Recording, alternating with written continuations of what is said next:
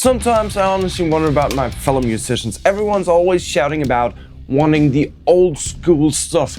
And then I show them the actually old school gear and they're like, no. So what is this? All I ever hear is JTM 45 this, Plexi that, Centaur clone here, and nothing else is ever good enough. People, just because a couple of old forts sit around saying only the best is the best sounding gear, and if it doesn't cost at least 350 euros, I'm not playing it, it doesn't mean you can't make great music with cheap equipment. And if you think you need high-end gear to make good music, let me tell you this. This thing right here is basically a QuadCortex. Huh? It just doesn't look as pretty.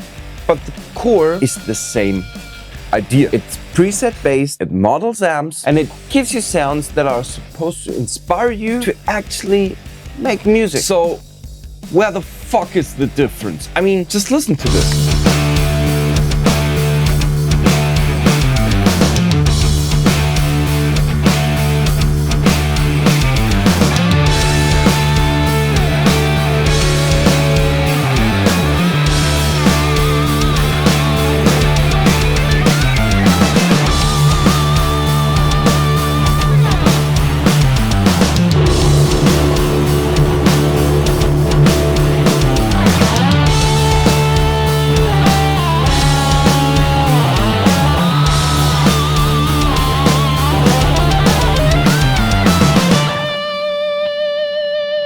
Both are Marshall-style sounds, both built into a full mix. Two main guitars, left, right, and a lead on top. That is a song. And yes, there are differences, but how much?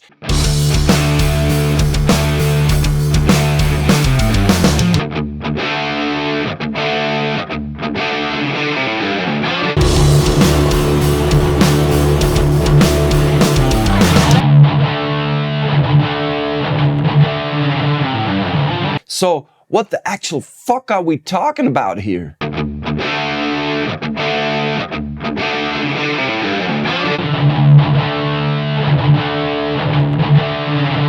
Alright, let's turn off the rage bait for a second. Get real and modest. Of course, there is a difference between something like a mini pod and a QuadCortex. Technically, they're worlds apart. The components, the processing, the flexibility, all of that is on a completely different level. But that doesn't mean you can't make real music with something like this. In fact, my brother from another mother, mentor and future son Henning Pauli recorded and wrote his first albums using a pod like this, but the bigger version. So before you run off, try and figure out what the best gear is for you. Make a step back and ask yourself, what do you actually need? And does it always have to be the most expensive thing? Yes, there are sound differences.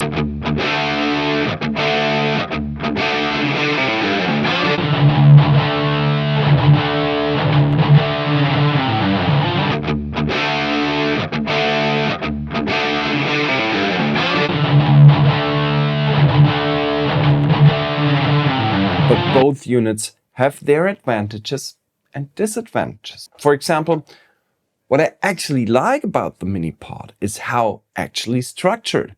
It's not just about amp models, it's built around songs and genres and categories that push you towards a musical idea.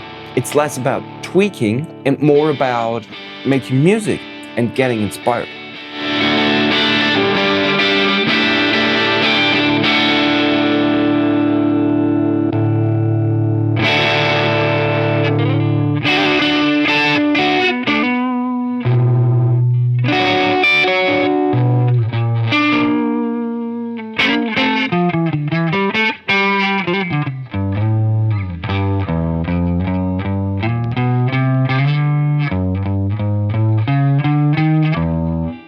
I mean, sure, it doesn't sound as mature and modern as the Cortex does, but hey, come on, 1700 bucks for a QuadCortex or 50 bucks for that? What do you expect?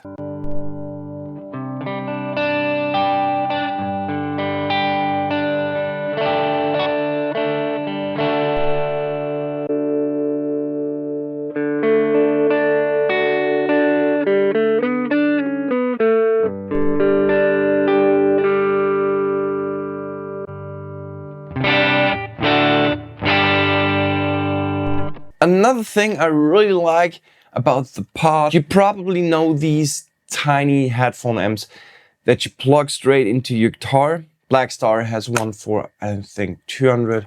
Holly Benton has one for 30. Angle has one. I mean, you get the point.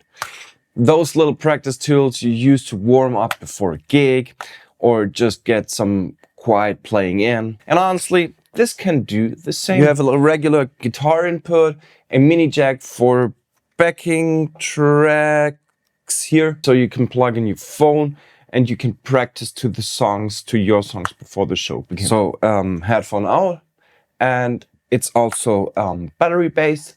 Plug in your phone and you're good to go. Don't need to spend 200 euros on mini amp. The Pod Mini actually makes a lot of sense to own to me. It's cheap, the sounds are okay-ish, you can record with it, you can practice with it, and it is a lot cheaper than most of the models or even practice amps nowadays. So, of course, yes, I hear your complaints. Yes, you hear a difference. Yes, it's not that fancy. Yes, it has no NAM amp models. Yes, you don't have Bluetooth connectivity. Yes, you don't have this. Yes, you don't have that. But why would you need that? Honestly, why? Why would you need that? Again, listen to the tracks.